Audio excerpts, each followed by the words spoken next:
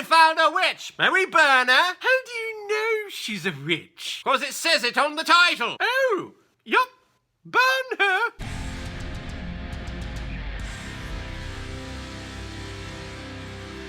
The Witch, a New England folk tale, released in 2015 and is directed by Robert Eggers, who made his feature film debut with this movie. He's directed several short films over the years, and he's in talks to direct the remake of Nosferatu in the future. The film stars Anya Taylor-Joy, Ralph Ineson, Kate Dickie, and Harvey Scrimshaw. This is continuing our journey to episode 100 and beyond, and this is my favorite horror film, and yeah, when I watch it, I'm absolutely terrified. Which, if you didn't know, is a bad thing to do around this time because the Puritans were crazy religious, and if you said witch, you done got yourself burnt. So like I said before, this film absolutely terrifies me, and I don't know what it is about me, but whenever I hear stories or legends about witches roaming the lands during the old New England time period, I get scared.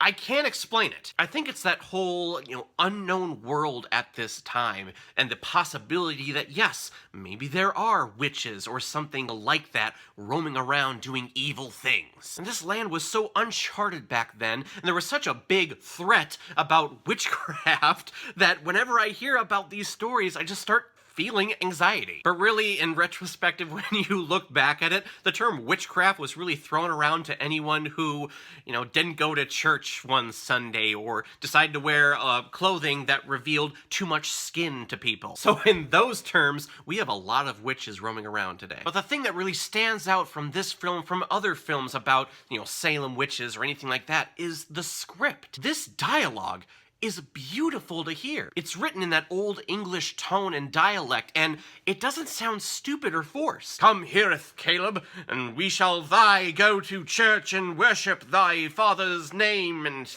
blah blah blah. See? Forced and not believable. But kudos to Robert Eggers, who also wrote this film. It's really impressive. And you know who's really impressive in this film is Anya Taylor-Joy. Oh my god. Where did this woman come from? She's terrific. I believe every single word that she's saying, even in that old English tone.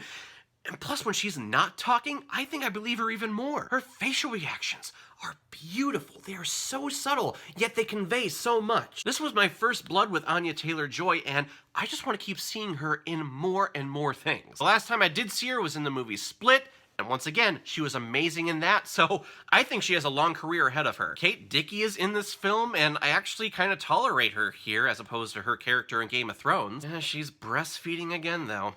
I don't know what it is. She's being typecast in breastfeeding roles. Which there's absolutely nothing wrong with that, especially when you're doing it to an actual baby in this film, as opposed to when in Game of Thrones, the boy was like 12. Well, she does start breastfeeding a crow in this film, too. That was kind of disgusting. Ralph Ineson is amazing in this picture. The thing that I remember him the most from is he's the henchman in that First Night film. I believe it was episode 4 of Caleb Watches Movies, if you want to go back and watch that one. And watch the whole different set and camera angles, and wow, I've come a long way. And I also think that Ralph Ineson gives Benedict Cumberbatch a run for his money when it comes to the tone of voice, just how deep it gets. But they don't have to try for it like me. No, they're just automatically really, really deep voices. Kinda makes me jealous. But another surprise to this movie is also Harvey Scrimshaw. I'm pretty sure that's the thing I have to commend this film on the most. We have child actors here, and I like them. I'm not annoyed by them in any sense of the word. You can tell that this kid's character is taking on the responsibilities of potentially leading this family and, dealing with the loss of their kid. And Scrimshaw, he's convulsing, he's crying, he's screaming, and you believe everything. That's what I keep saying about this film, is that it's believable. Again, I don't know what it is about this time period, but the idea of witches roaming the lands is scary to me. It is my definition of horror. And really the main culprit behind this horror that is happening in this film is Black Phillip, this black goat that's kind of just prancing around everywhere. The kids are talking about this Black Phillip and how he whispers into their ear, and you think, well, they're just kids, they're making it up as they go along. And then at the end of the film you go, nope! He's real! Apparently he's some sort of demon or something, and he's just picked this family to terrorize, and I'm just like, why? Just leave this family alone! This film, I will admit, can feel a little long, it can feel a little stretched out, it can feel slow in parts, but I think that big payoff, that fire dancing scene at the end, was definitely well worth the wait. So in the end, I'll say it again, The Witch is my favorite horror film. It absolutely terrifies me. The production design of this film is very beautiful. It's very simple. We just have a simple log cabin. It looks like it was actually built by one family. And this film was on a shoestring budget. It only had a couple of $1 million to work with. It made a profit of like 40 or 50 million. So whenever that happens for a studio, you gotta give it 2 thumbs way up. The studio A24, they've been putting out some pretty impressive work. Very small budgets, and yet they're turning a major profit. And plus, their film won Best Picture last year with Moonlight, so A24, they know what they're doing. They know how to make a profit. And again, this film has great performances from its actors, and really it should be commended on its script. Its use of Old English, it sounds beautiful, it doesn't sound forced, it sounds like these people are from this time period. And when it seems believable to me, I absolutely buy into the terror. So I'm gonna give The Witch 5 out of 5 Blu-rays. All right, let's get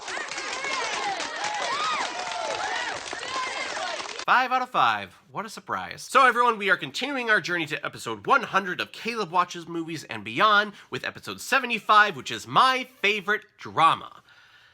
If you know me, you know what this movie is. It's actually my second favorite film of all time. And your hint, you're only going to get one. I'm not going to spoil it for you. Your one-word hint is hope. Hope is a dangerous thing. Well, shoot, that was more than one word, but oh well, let's see if you can guess it. So everyone, have you seen The Witch? What did you think about it? Or if you know what my next film is going to be that we're reviewing, my favorite drama, please comment below, let me know what you thought about it. And when you're done commenting, please like and subscribe to my channel so you know the next time I post my next movie review. So everyone, I will see you next time with my review of my favorite drama. So in the meantime, be well, be good to each other, and go watch a movie.